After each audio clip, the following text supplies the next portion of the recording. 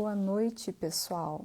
Sejam todos muito bem-vindos a mais uma live aqui no portal Vivo Condomínio.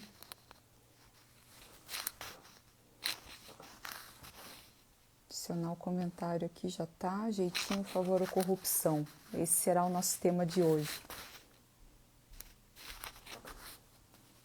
O nosso convidado mais que especial é o Gilberto Inhoato. Gente, ele é tanta coisa que não, é até difícil resumir o currículo dele. Mas basicamente ele é professor de antropologia, psicólogo, doutor em violência doméstica e ele vai contribuir muito conosco hoje aqui. Ele já enviou a solicitação aqui, deixa eu ver se ele já entrou.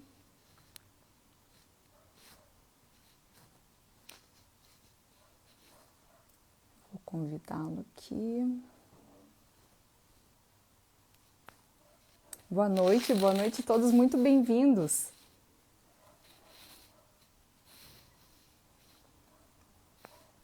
Aguardar nosso convidado entrar.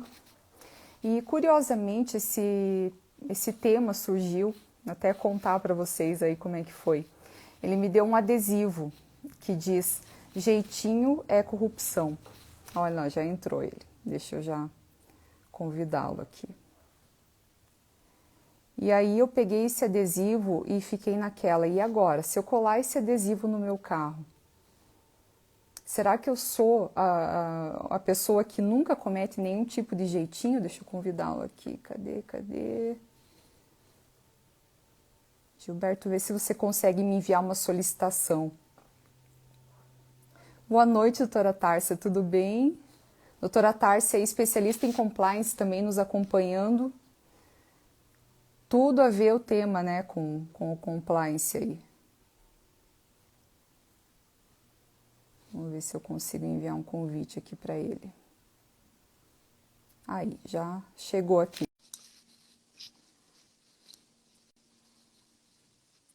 Vamos aguardar aqui a conexão. Oi, Gilberto, tudo bem?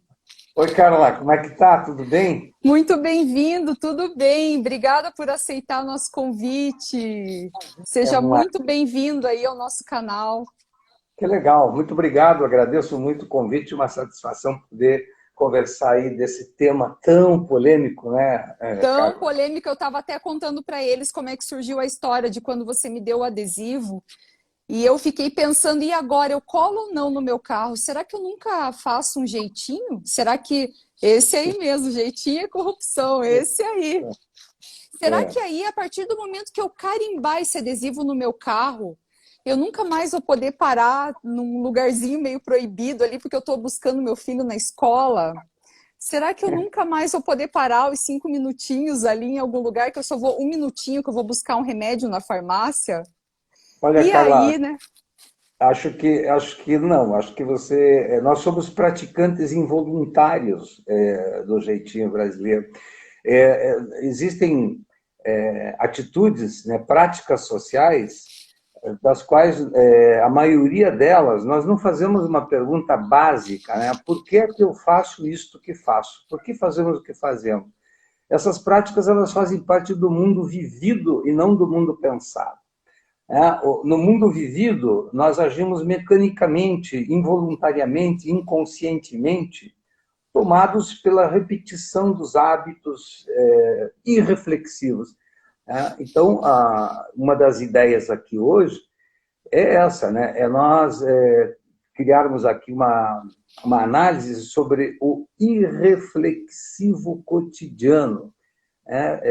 Uma das atitudes mais irreflexivas que existem no brasileiro é o jeitinho, é o tal do jeitinho brasileiro.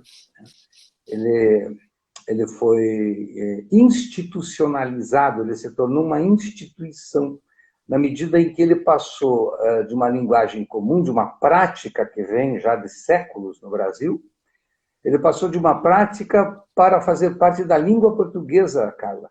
Em 1950, esse termo jeitinho brasileiro ele foi incorporado no dicionário da língua portuguesa e significava resolver um problema difícil. Né? Ninguém está falando aqui, né, Carla? É bom explicar isso para quem nos acompanha, que nós não estamos falando do jeitinho, do bom jeitinho brasileiro, como dizia o Roberto da Mata. O jeitinho criativo, o jeitinho de encontrar uma solução criativa para algo.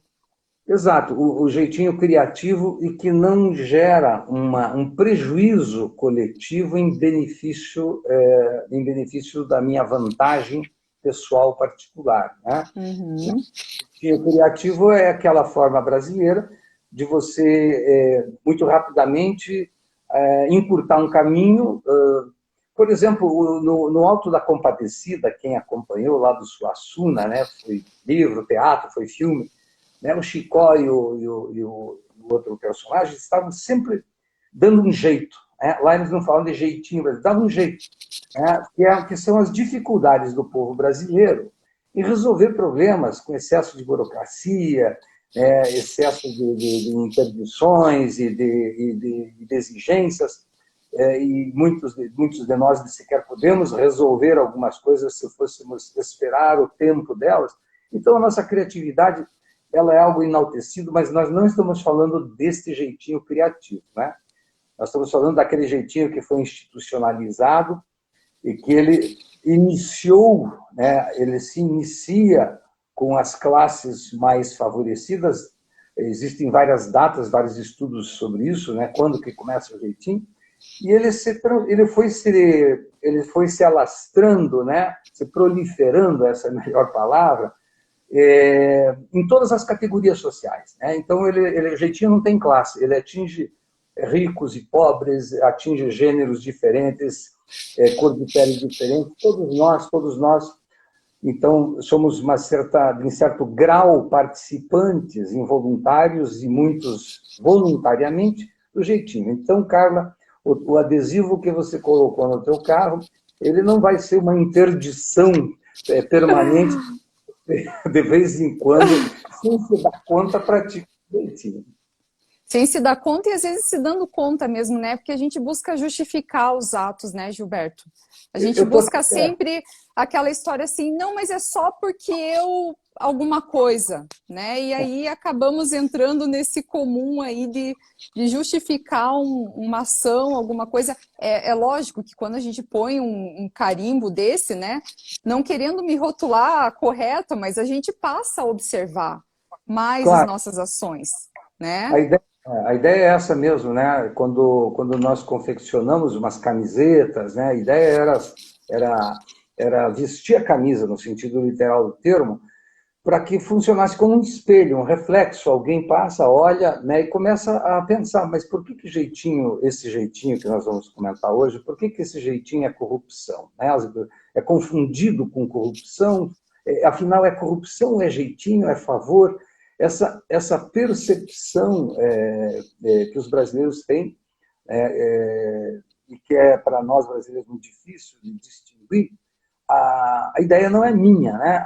Eu apenas sou um comentarista e um praticante do projeto de ação social que procura trazer uma reflexão. Eu levei isso para várias instituições de ensino, tentamos usar as camisas, usar o adesivo, mas veja, Carla, que interessante, não colou, né? Não colou muito bem.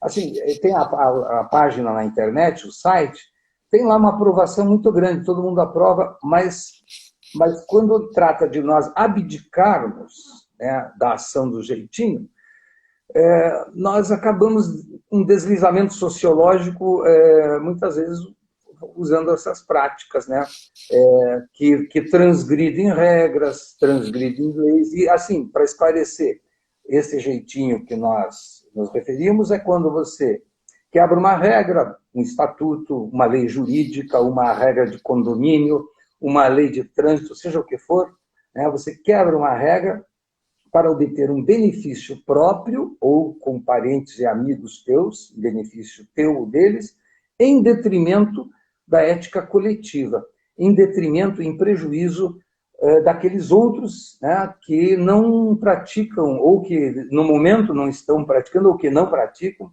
a arte de ser mais iguais que os outros. Que esse é o título de um livro da Lívia Barbosa, que é uma antropóloga que fez um dos estudos do jeitinho brasileiro, como a arte de ser mais igual do que os outros, Carla. Eu até tirei um trecho de um livro dela que ela comenta assim que o jeitinho é sempre uma forma especial, entre aspas, né, de se resolver algum problema ou situação difícil ou proibida, ou uma solução criativa para alguma emergência, seja sob a forma de conciliação, esperteza ou habilidade. Então, é justamente nisso que se enquadra, né? Então, essa concepção da Lívia Barbosa, junto com um outro trabalho, Carla, que é a cabeça do brasileiro, do sociólogo Alberto Carlos Almeida, que é esse livro aqui, que eu tive a oportunidade de convidar o Almeida para vir a Curitiba, ele e o Roberto da Mata, veja que honra, né? E conseguimos trazê-los para cá, acho que foi em 2008, conseguimos um patrocínio e trouxemos, e eu acabei sendo o mediador da discussão entre o Alberto Carlos Almeida, que é um sociólogo, e o Roberto da Mata, que é um antropólogo fantástico, né? Comentando sobre o jeitinho. Nessa obra A Cabeça do Brasileiro, da qual eu me sustento, me baseio, né, para fazer uma crítica a este jeitinho, na obra do Almeida fica muito claro, né, que o jeitinho ele é este que eu acabo de dizer, né, que eu resolvo algo rápido em meu benefício, ótimo, mas só que o problema é que quando é em detrimento do benefício coletivo, fura fila, muita coisa assim. Então, a conclusão que o Almeida chega nessa obra, e nós, felizmente, discutimos bastante isso na rádio, em grupos, é de que este jeitinho ele é a porta de entrada da corrupção, Carla. E aí que está, né? O Brasil é uma sociedade, infelizmente, que está aí nos índices de corrupção dentro das democracias, não estou nem falando de regimes autoritários, como a Venezuela, que está entre o ranking das sociedades mais corruptas do mundo, mas das democracias, o Brasil tem um dos piores rankings dos países democráticos, bem pontuado, a respeito da corrupção. E uma das bases da corrupção é essa maquiagem que se fala da palavra jeitinho, como se não fosse corrupção. E é uma corrupção leve, na medida em que, por exemplo, você usa de um recurso de um amigo para você conseguir uma vaga no hospital, porque não há mais vagas, e você consegue, através de um recurso de um amigo, furar a fila, porque o teu amigo além de amigo, ele trabalha lá no setor que pode conseguir isto, ou furar a fila de um banco, né, porque você empregou lá um funcionário, então ele te deve um favor, e aí você se vê na arbitrariedade de dizer, bom, ele me deve um favor, então eu vou pedir para ele, vou passar na frente de todo mundo aqui. Essas pequenas atitudes que nós, de forma geral, não entendemos como um ato de corrupção, de transgressão, mas confundimos com a ideia de que nós estamos fazendo uma troca, né? Ele me ajudou esse cara um dia, então ele vai me ajudar aqui. Então, nessa sociedade relacional, né, como diz o da Mata, nós sempre estamos procurando no Brasil criar uma teia de relacionamentos de parentes e amigos para que facilitem o nosso acesso a tudo. Por isso que nós temos uma nação com um número imenso de contratações de parentes, que é o nepotismo. Nós temos um número imenso de conselheiros, conselheiros de tribunal, conselheiros de clube de futebol, conselheiros... Nos condomínios. Então, isso, nos condomínios. Então, são vários cargos, ou os tais cargos de confiança, né? São todos cargos ligados a relações de proximidade afetiva e que, na hora de resolver as coisas, facilitam tudo. É a forma que o brasileiro encontra, né? Quando eu digo o brasileiro, eu estou dizendo que existe um grande contingente de brasileiros, que não são poucos, os que aprovam o jeitinho, né? Com isto, nós não viemos aqui, né, Carla, nem acusar ninguém, e muito menos nos isentarmos, né, como uma santidade ou paladinos da justiça, nós reconhecemos que também fazemos parte do Brasil e também, volta e meia, a gente se dá conta, opa, mas isso aí não está certo, não tenho o que fazer, não posso fazer isso. Ainda mais quando se cola um adesivo no carro, ainda mais que, né, cara, vai que alguém aí resolve, vamos adiante nessa campanha, vamos produzir mais adesivo, vamos fazer camiseta, né? Chega Brasil com jeitinho, não tem jeito.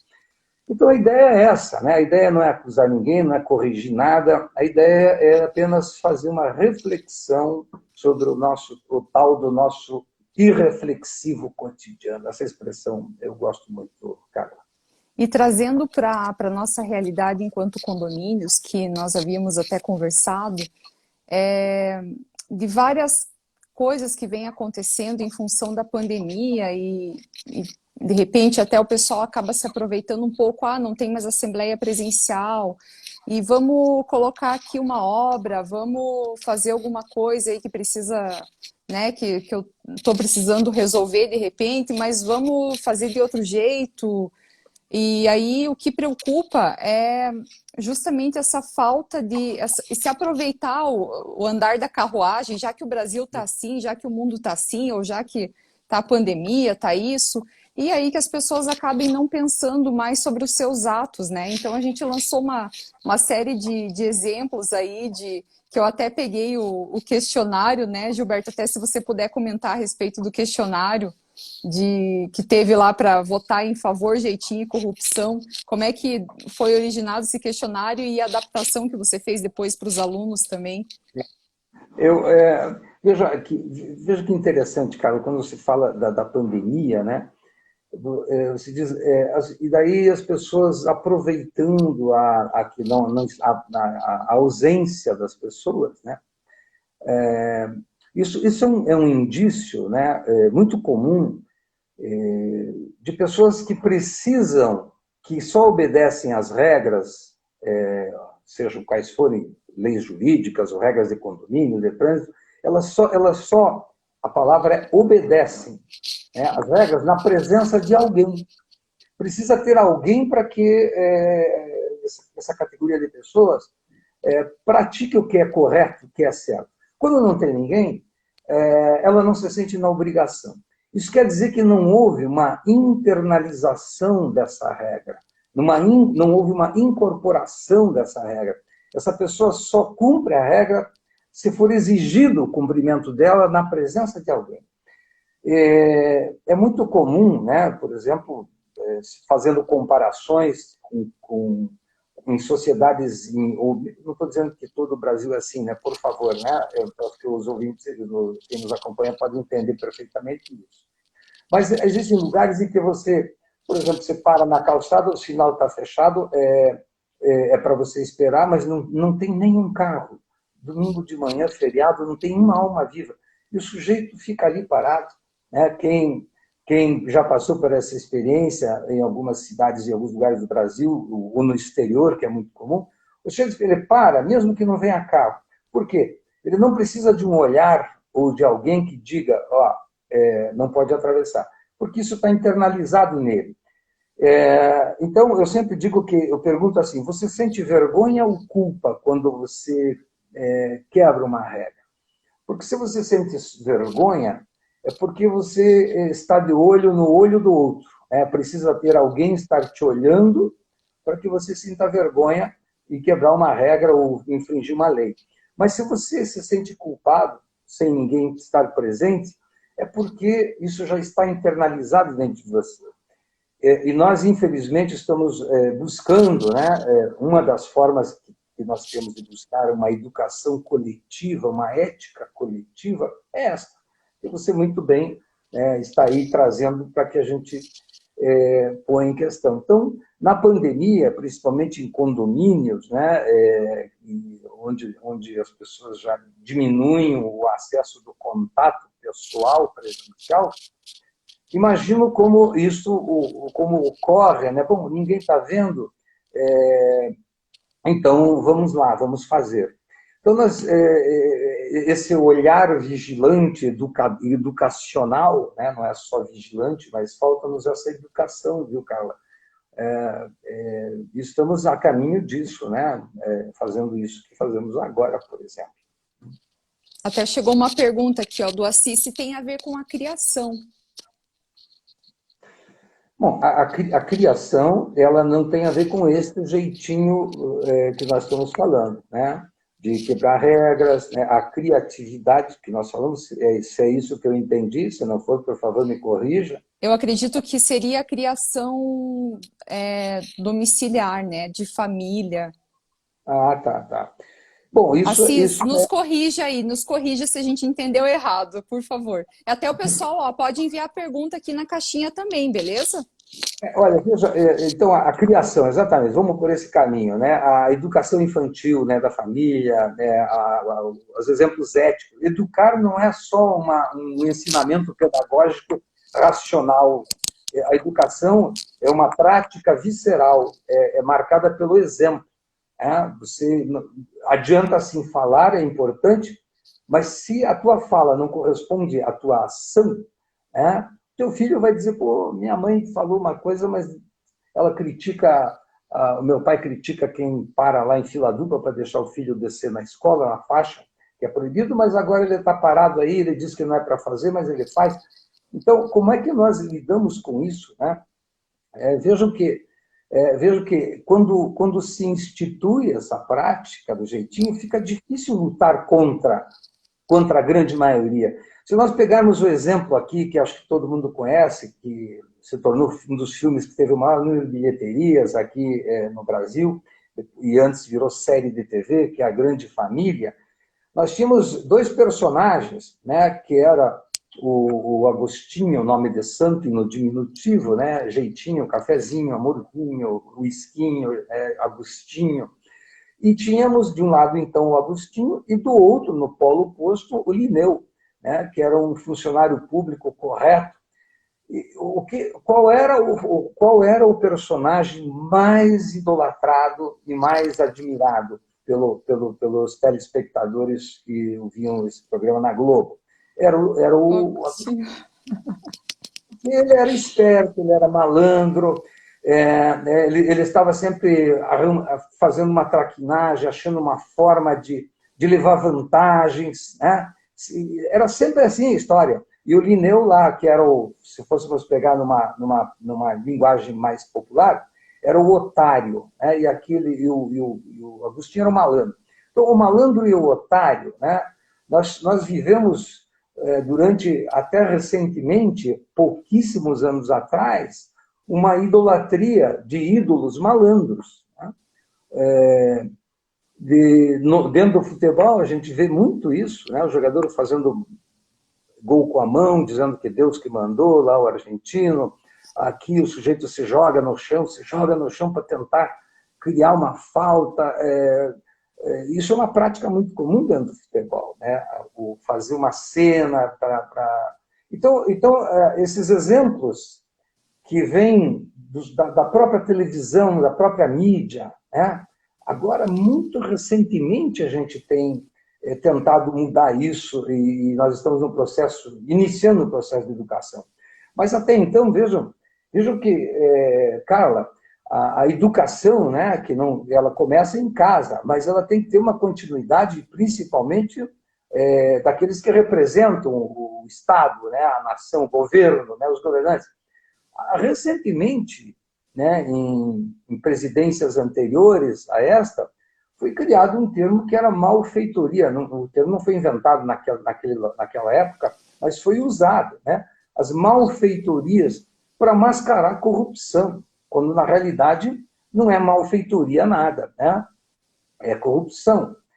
Mas nós criamos uma linguagem, né, como, por exemplo, manobras políticas. Eu estou falando aqui que a educação do jeitinho brasileiro, às vezes, na crítica a ele, ela vai na contramão da própria prática de grandes representantes da sociedade brasileira. Né?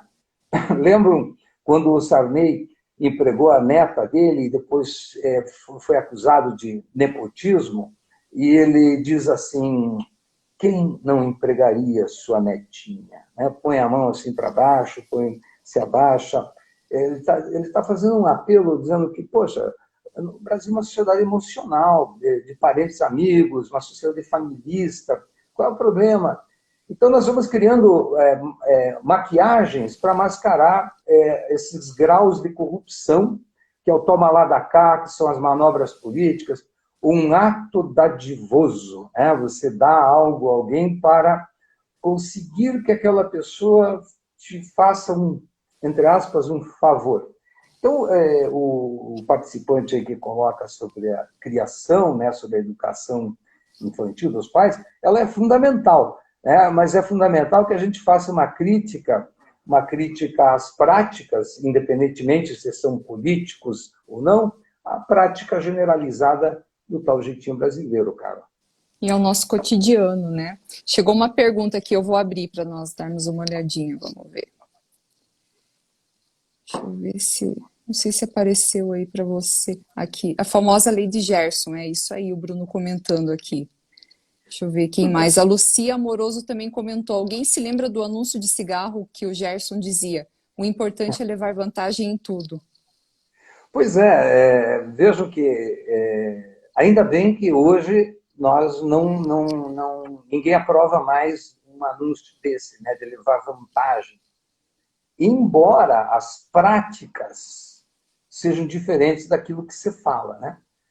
No falar você pode inventar qualquer coisa, mas nas práticas às vezes são diferentes. Nós não aprovamos, dizemos que não aprovamos, mas quando chega a nossa vez a gente tende a praticar aquilo que é mais rápido, mais fácil. Infelizmente o jogador Gerson, canhotinha de ouro da seleção, ele foi crucificado por isso, né? Depois ele se deu conta, né, de como isso foi usado contra ele, as universidades, os críticos do jeitinho, da vantagem, o quanto isso fez mal, né? Tanto é que até hoje nós lembramos aí, nossa colega Lucy, Bruno, estão relembrando, né?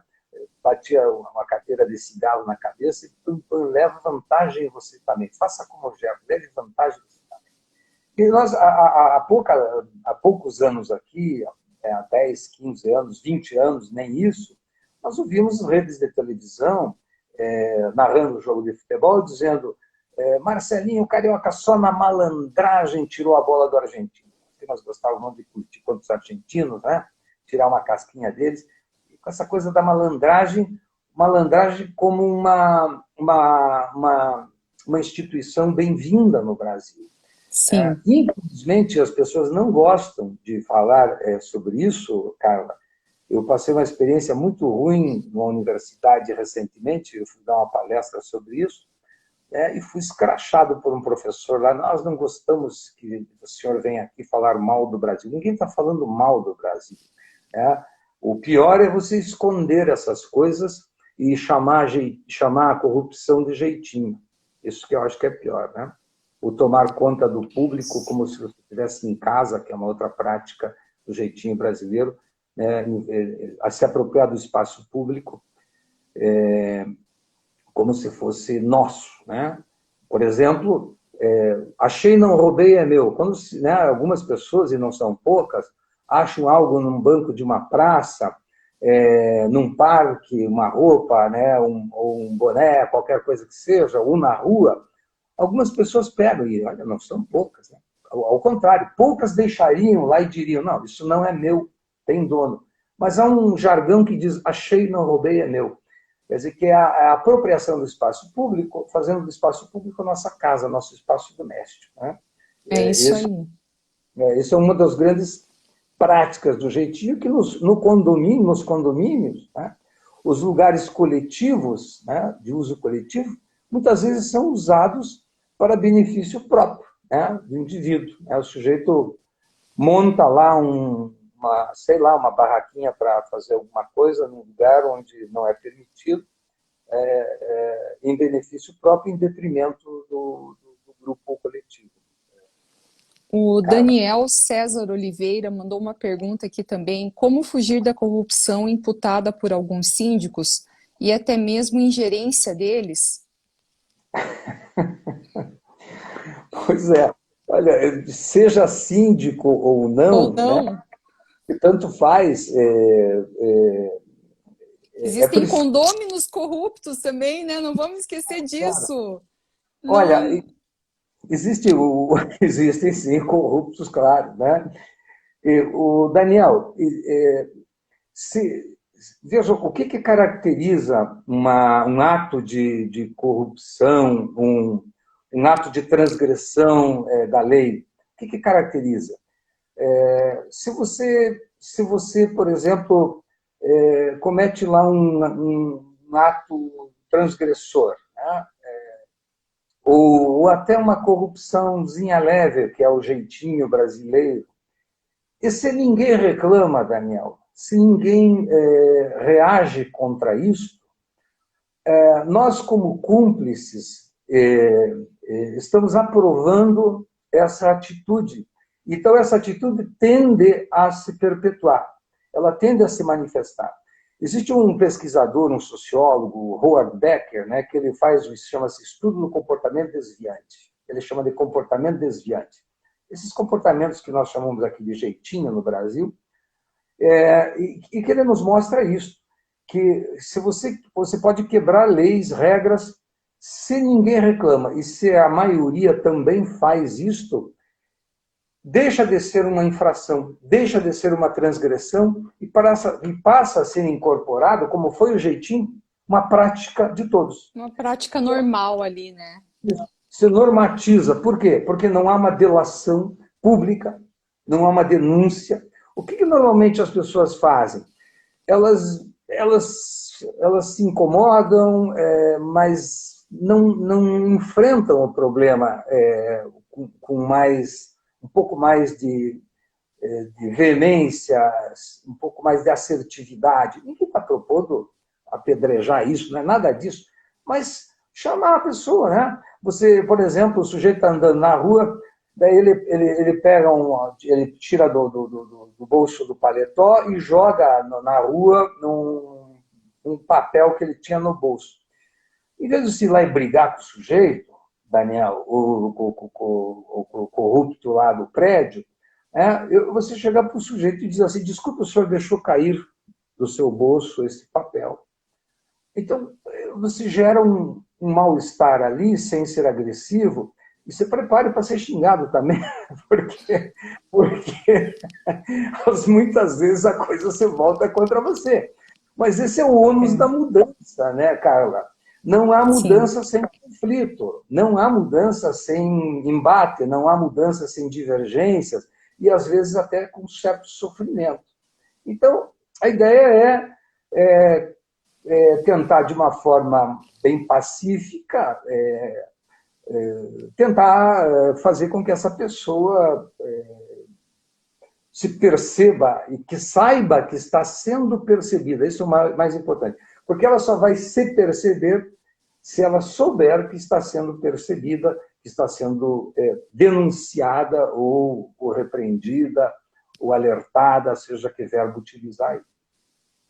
E é fundamental a participação, né, dos condôminos, de todo mundo que atua aí que mora em condomínio, não ficar deixando só por conta também de quem faz a gestão, do síndico, de seja lá quem for. Tem que participar, tem que olhar, não é só papel o conselho está lá para representar, o síndico está lá para representar, tá, mas vamos também participar, né, que eu acho que essa é a melhor forma de inibir, né, Gilberto? Exato, Carla. Veja, quer que o mundo mude? Mude você. Seja você a mudança que você espera do mundo. Se você fizer isso, já é algo importante. Porque ninguém consegue fazer com que o outro mude simplesmente dizendo para ele mudar e repetindo o que ele faz, que normalmente é o que nós fazemos involuntariamente. Nós repetimos aquilo que nós criticamos no outro. Bom, se você quer que o mundo mude, comece mudando você. Eu sempre uso, Carla, uma frase, né, porque como o Brasil é um país profundamente religioso, às vezes a linguagem religiosa ela atinge mais do que a linguagem científica. Né?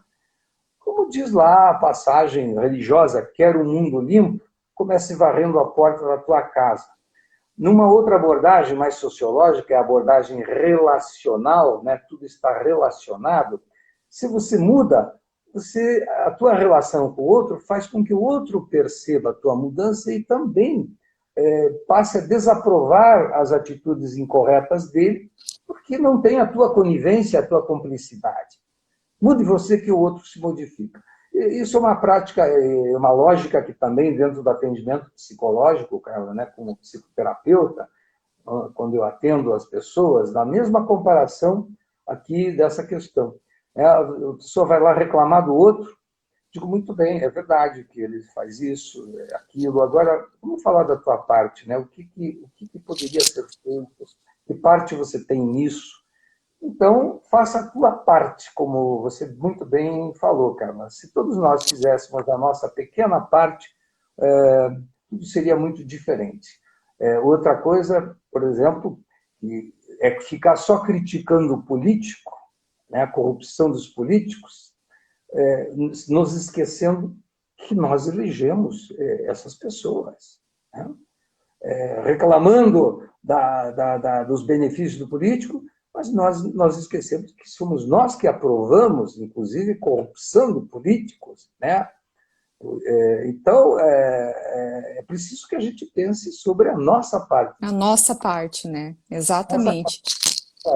Já é uma grande... Sim, chegou mais um comentário aqui da Lucia Amoroso. Penso que a noção do coletivo se enfraquece à medida que as pessoas se tornam mais egoístas. Exato, né? Uma boa colocação, Lucy, porque nós vivemos na sociedade dos indivíduos, né? A expressão do sociólogo Norbert Elias, né? Sociedade dos indivíduos. Nós estamos vivendo um mundo onde as pessoas, isso não é só no Brasil, não, hein?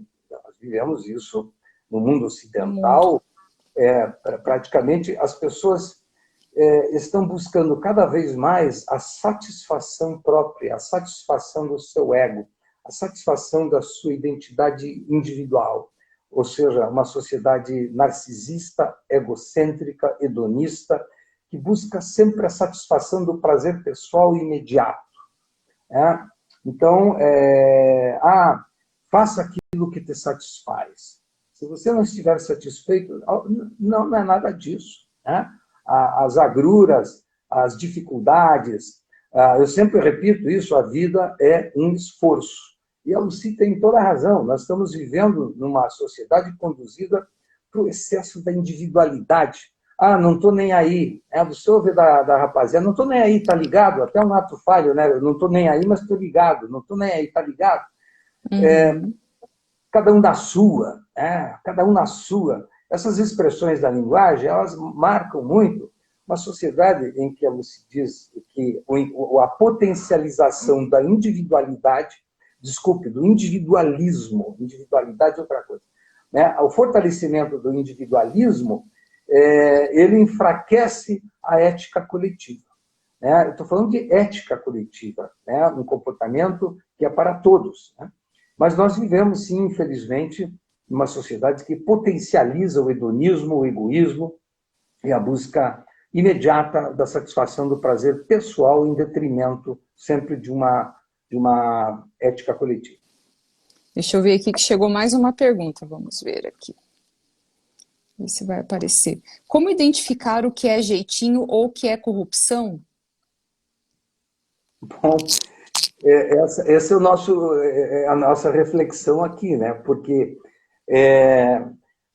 vamos lá, eu tenho um questionário aqui, que o Alberto Carlos Almeida, né, deste livro A Cabeça do Brasileiro, eu pedi autorização para ele na época, ele já disse aqui no início, ele veio a Curitiba, e eu repeti esse questionário que o Almeida aplicou nas 5 regiões do Brasil, foi uma pesquisa social brasileira imensa, né? Eu repliquei esse questionário em 1.100 estudantes universitários de diferentes instituições de ensino de Curitiba, porque eu queria ver se o Curitiba, capital social, ecológica, toda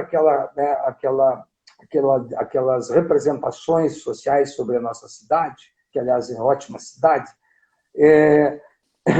elas não variaram muito do jeitinho brasileiro em outras regiões do Brasil como aqui. Teve uma pequena variação. Mas como identificar isso é a grande dificuldade nossa.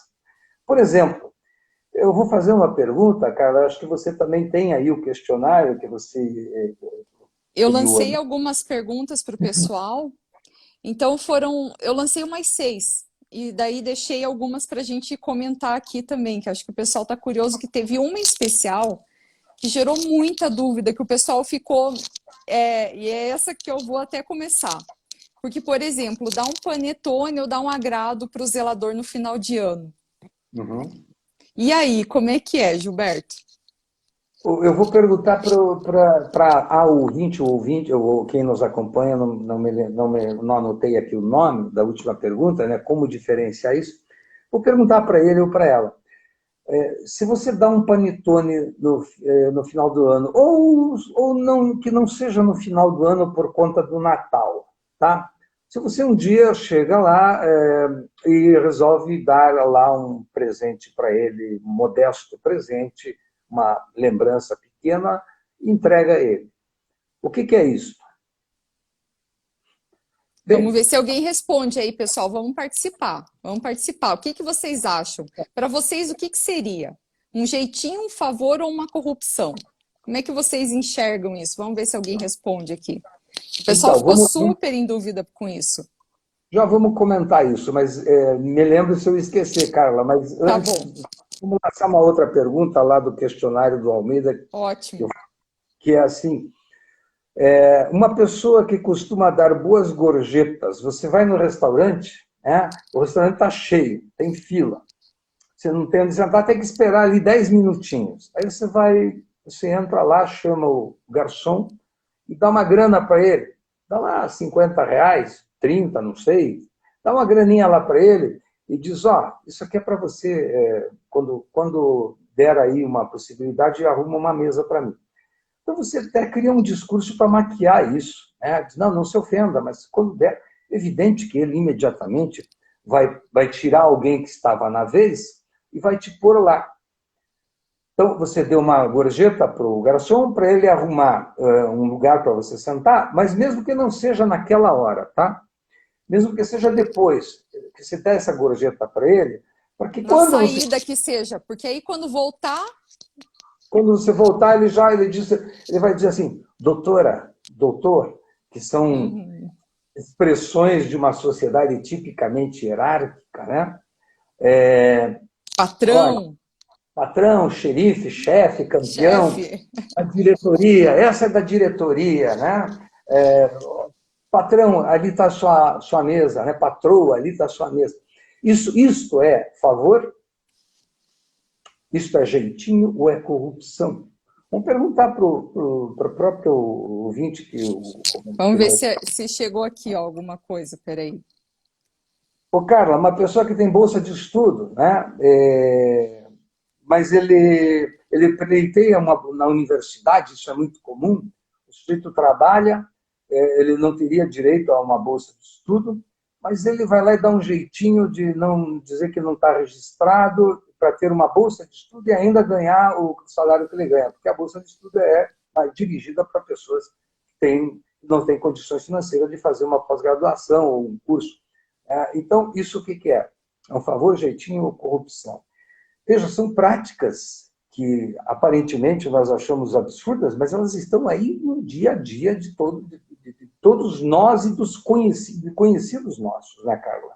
Você ia Sim. comentar alguma coisa, Carla, sobre... Chegou aqui nesse contexto, é porque algumas pessoas responderam, mas aí a gente já estava na outra pergunta. Mas, por exemplo, a Mari colocou assim, ó, jeitinho para conseguir favores, que eu acredito que foi no momento que você estava falando do garçom. Aí, com relação ao panetone, o Assis comentou, acho um gesto de empatia. E aí a Então, Débora colocou assim, olha que interessante, Gilberto. A Débora mandou aqui pra gente, ó. Se não houver segundas intenções, não vejo problema. Natal é uma época em que costumamos presentear, principalmente colaboradores que participam do nosso cotidiano. E aí o exato. Daniel, ó, agora chegou um monte de comentário, chegou um monte de pergunta. Uhum. Aqui, ó, Daniel, hoje vivemos o drama. Se eu falo com a criança para ficar quieta, pois vou te dar uma bala, é corrupção. Quando você compensa após o fato, você se comportou, né, deve ser, e merece uma bala, é gratificação. Não precisamos levar, né, ao extremo pelas oposições, né?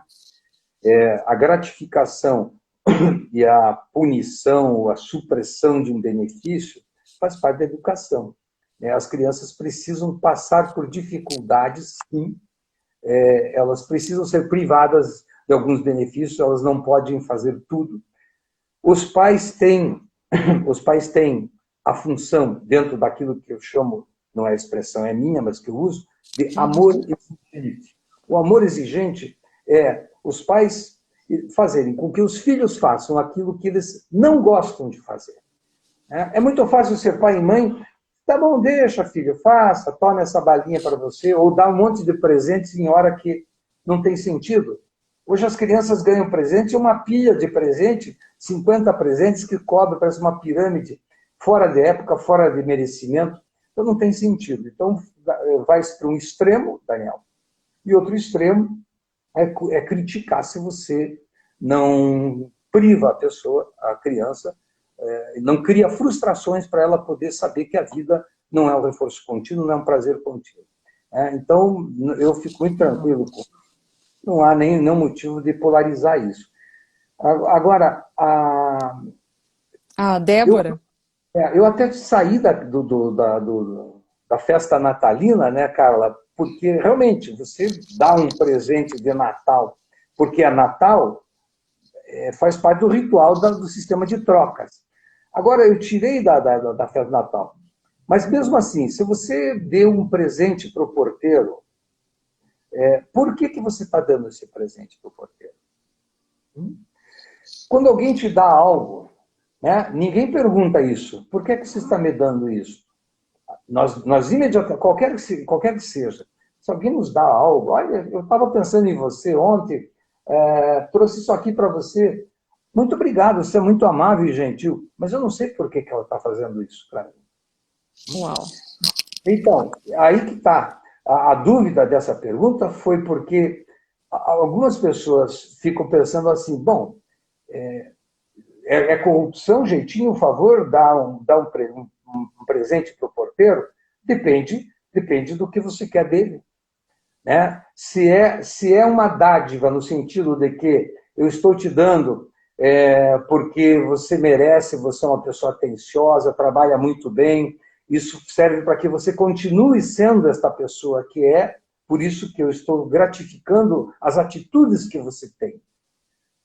Não, isso não tem nenhum problema, né?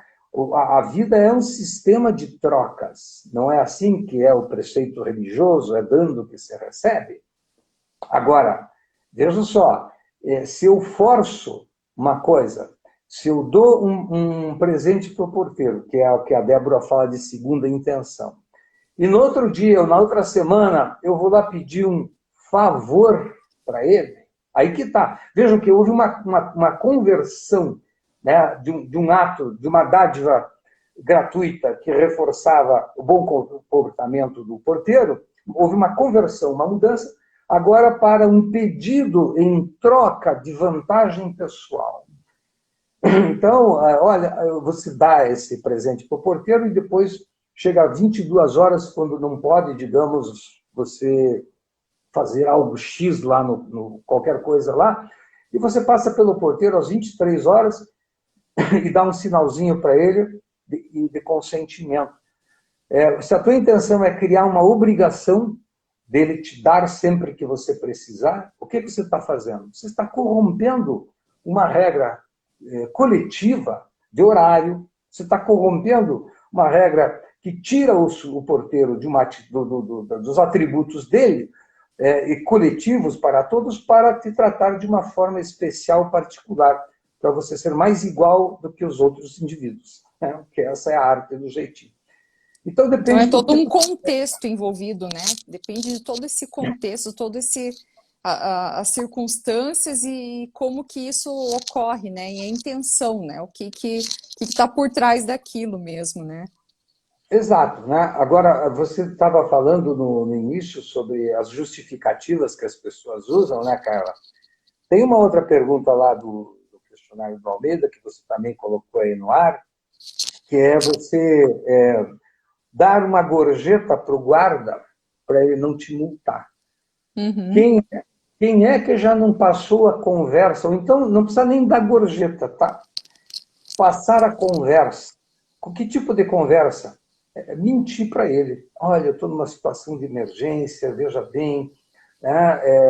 Criar uma história para comovê-lo para que ele não te... Ou não. Ou, de fato, você está com pressa, não é nem uma emergência, está com pressa, e para o carro lá. E você diz, é 5 minutinhos, mas daí você demora 10. Aí ele vai lá e vai te multar. E você fica furioso com ele. Mas você criou essa situação e tentou corromper. Existe uma regra, existe uma lei. Não pode parar o carro nessa faixa.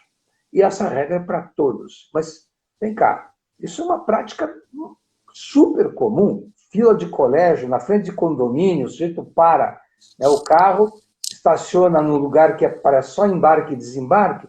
Daí ele diz assim, não, mas é só 5 minutinhos. Fica 10 minutos. Chama a pessoa lá do 14º andar, fica esperando, E aí tem uma conversa. conversa, daí, ou então vai entregar alguma coisa, aí tem outro carro que quer entrar, ele tem que ficar na rua, a pessoa desce na calçada ou na rua, lá do outro lado, atravessa a rua, porque aquela pessoa está justificando que sempre as pessoas acham uma justificativa, né? Em psicologia a gente chama isso de racionalização. Você inventa uma explicação racional para poder fazer algo que não deveria ser feito, que não poderia ser feito. Como, por exemplo, eu achei na rua isso aqui. A pessoa não cuidou do que era dela, então o azar é dela, isso é meu. Não, mas ninguém veio atrás, né? Aquela história também, mas ninguém veio atrás, ninguém procurou. Eu peguei, levei para casa, seja lá o que for, e fiquei esperando que alguém me procurasse, né? Então, essas racionalizações são muito comuns, né? E a todo instante nós estamos tentando maquiar o jeitinho, esse jeitinho, que é um ato de corrupção, sim, né? Porque você transgride uma regra. Imagine se todo mundo resolver passar uma conversa no guarda porque está com pressa ou porque tem um motivo especial, né? O trânsito vira um caos. Um caos, né? Então, assim, né, é diferente de você aqui, para amenizar a crítica, né? É diferente de você entrar, por exemplo, na contramão, porque você teria que andar 5 quadras num local de madrugada, que você não precisa parar o carro no sinaleiro, que não tem ninguém, você olha para todos os lados.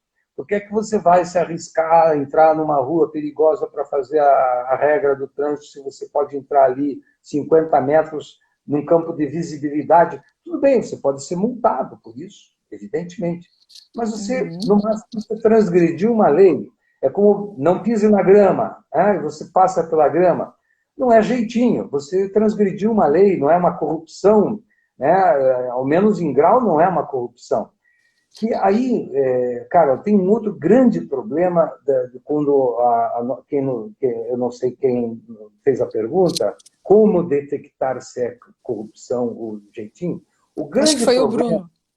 Bruno, o grande problema nosso é que no Brasil, e aí é uma situação muito típica das sociedades corruptas, não é só o Brasil, claro que não. Eu acabei de dizer que a Venezuela é o primeiro ranking mundial de corrupção. Mas estou dizendo que nós temos uma dificuldade muito grande de entender que essas atitudes de transgressão do nosso irreflexivo cotidiano, elas são a porta de entrada de uma corrupção maior. Quando uma pessoa ela acha normal transgredir pequenas regras, ela vai achar normal também se ela transgredir algo muito mais, com um agravante muito maior. Por isso que nós, então, temos uma dificuldade, uma negação, Carla, de entender a corrupção da única forma que os brasileiros, de forma geral, acham que é corrupção. Quando tem uma montanha de dinheiro vivo. Não basta dinheiro na cueca, dinheiro em apartamento, dinheiro na mala, é dinheiro para tudo quanto é lado. Então você dá 20 reais, isso não é corrupção. Corrupção é o cara ter milhões de reais dentro do apartamento, da mala. Isso é corrupção. Corrupção parece que existe uma distorção da percepção de jeitinho em corrupção, por se achar, de uma forma geral, que corromper algo é só o envolvimento de dinheiro vivo. E quando, na realidade... Ou de grandes quantidades em dinheiro, né? Exatamente, de grandes quantidades. Assim, R$ 1.000, isso não é corrupção.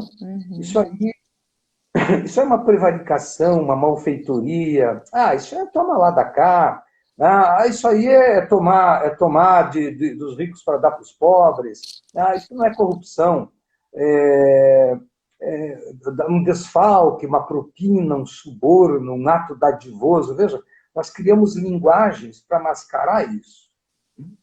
A malfeitorias, então, que foi criada para mascarar a corrupção. É uma bandalheira, é petrolão, é mensalão, escabão, um monte de coisa. E aí, a malfeitorias. E também, recentemente, nós criamos termos para amenizar isso, né? Dizendo que não... Na linguagem, Carla, você pode inventar tudo, né? Inclusive inventar a linguagem jeitinho brasileiro para dizer que não é corrupção. Corrupção não envolve montanha de dinheiro vivo, não.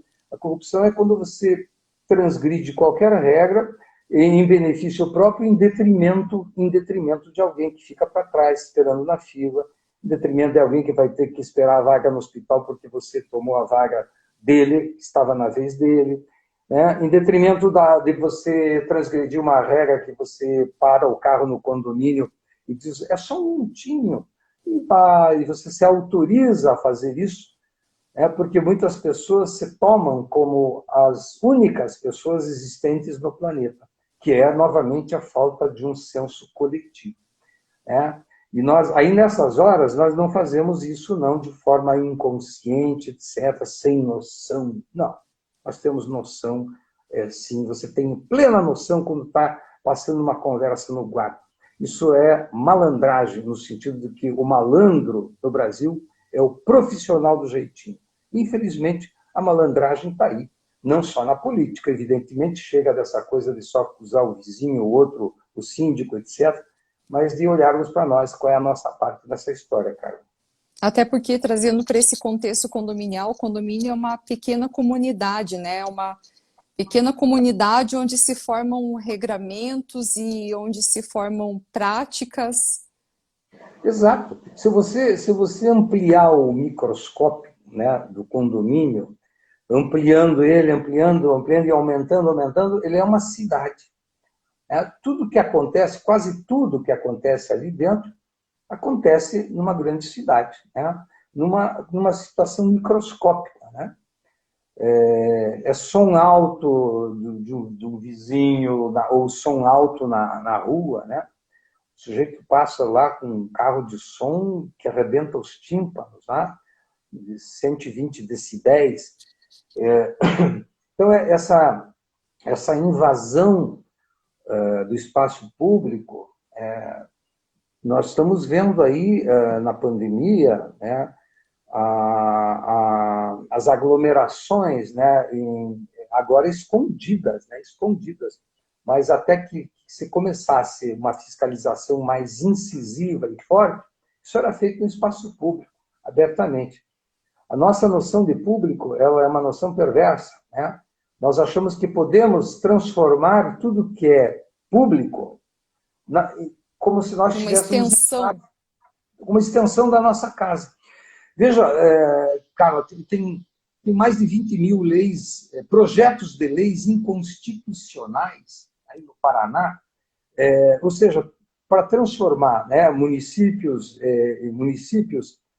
num terreno da sua casa. Pô, existe a Constituição, daí você quer criar uma lei, põe um projeto lá inconstitucional, porque você quer dar um jeitinho na Constituição para poder beneficiar o teu município. Quando isso é criatividade, não prejudica ninguém, tudo bem. Mas aí o outro município também quer, né? E outro também quer, e outro também quer. Daí fica todos os governadores, 20 e poucos governadores, mandando carta para o Biden nos Estados Unidos pedindo dinheiro. Né? Opa, vamos lá, como uma mendicância sociológica, né?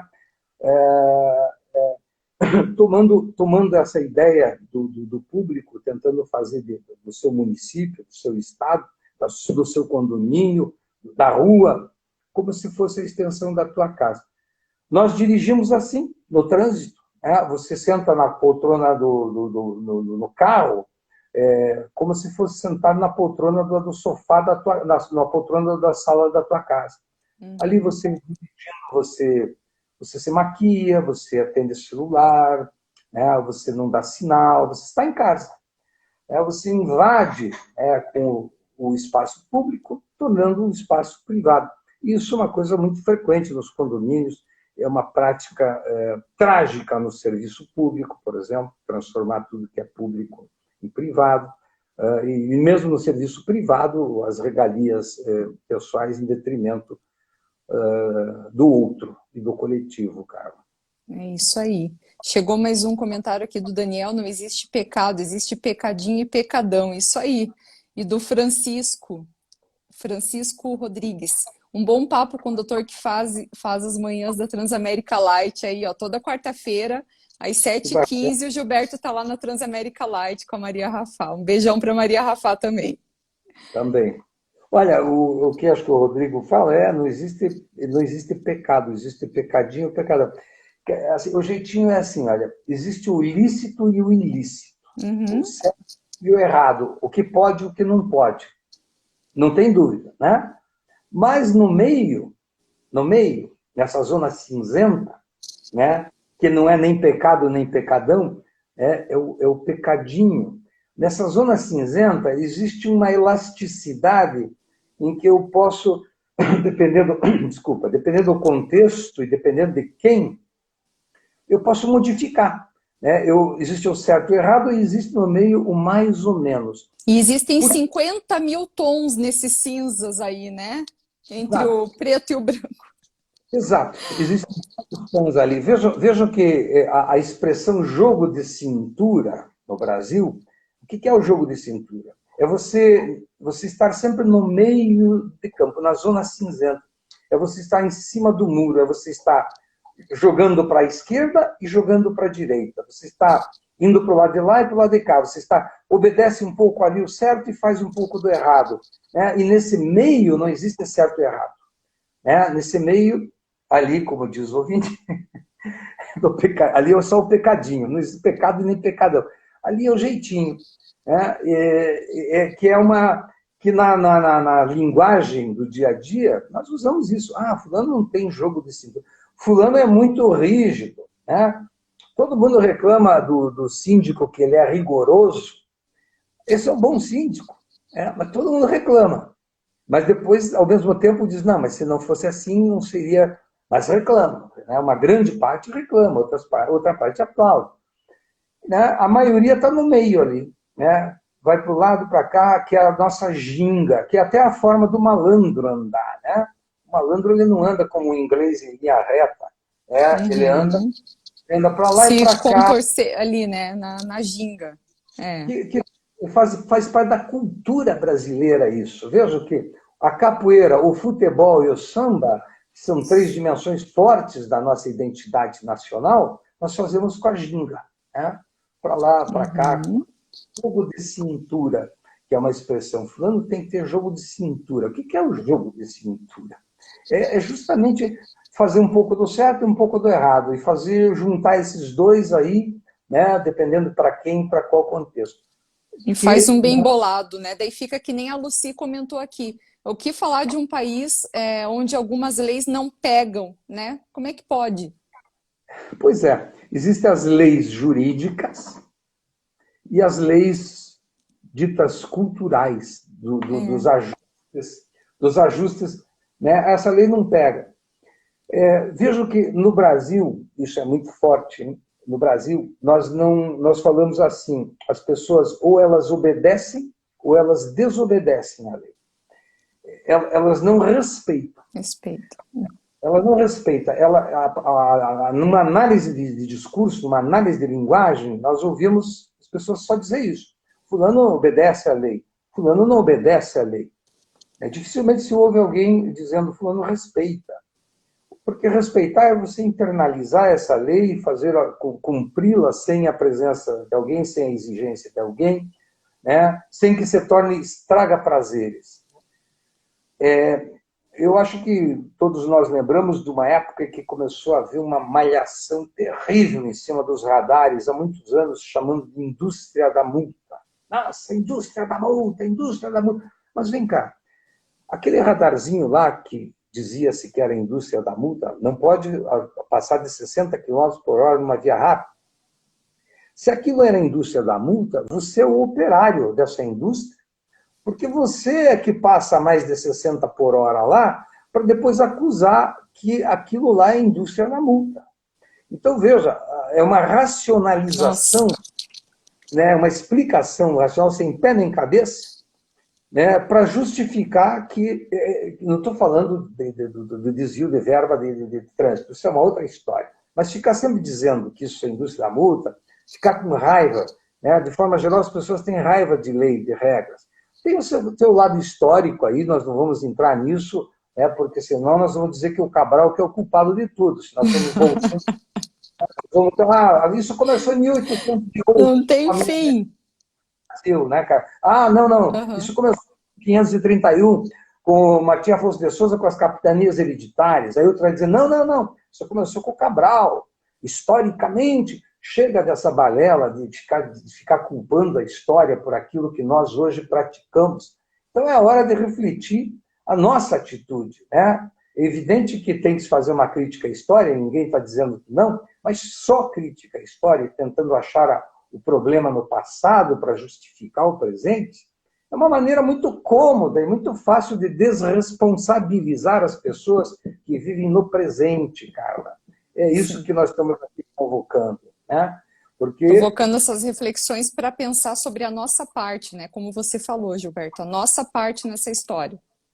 Em 1808, quando Dom João chegou aqui no Rio de Janeiro, ele foi de cara presenteado com uma casa imensa, uma mansão imensa na Boa Vista, de uma casa maravilhosa, com um traficante de escravos.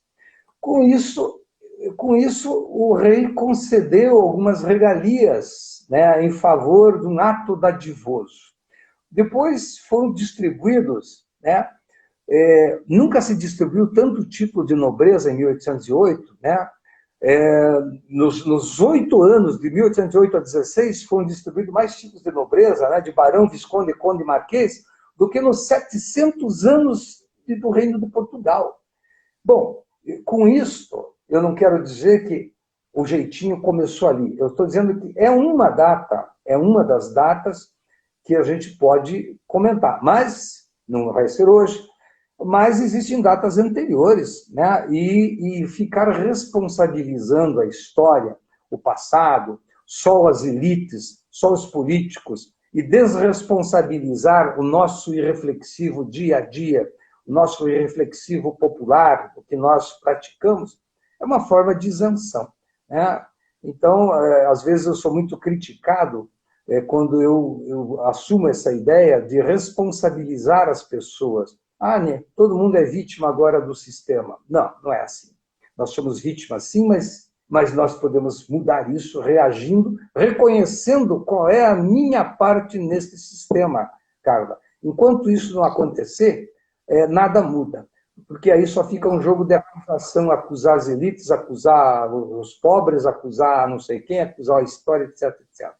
Então, essa assim... Uau! É a nossa possibilidade. Que reflexão, hein, Gilberto? Ganhamos todos aí uma sessão de terapia, gente. Para a gente pensar a respeito das nossas ações.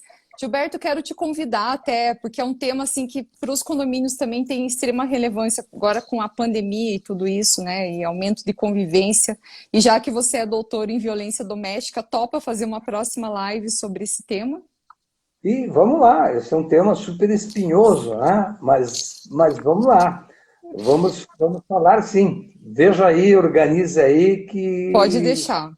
estou disposto. Tá Gilberto, bom, quero Carla? te agradecer imensamente, viu, pelo seu tempo, por ter aceitado o nosso convite. Foi uma honra imensa recebê-lo aqui no nosso canal. O pessoal adorou, muitos feedbacks positivos aí. Quero agradecer demais, assim mesmo, por você ter participado. A honra também é minha e o agradecimento também é meu, é recíproco. Muito obrigado, Carla. Obrigado a todos que nos acompanharam. Uma boa noite aí a todos, viu, pessoal, e até a próxima. Até lá. Tchau, tchau. Tchau.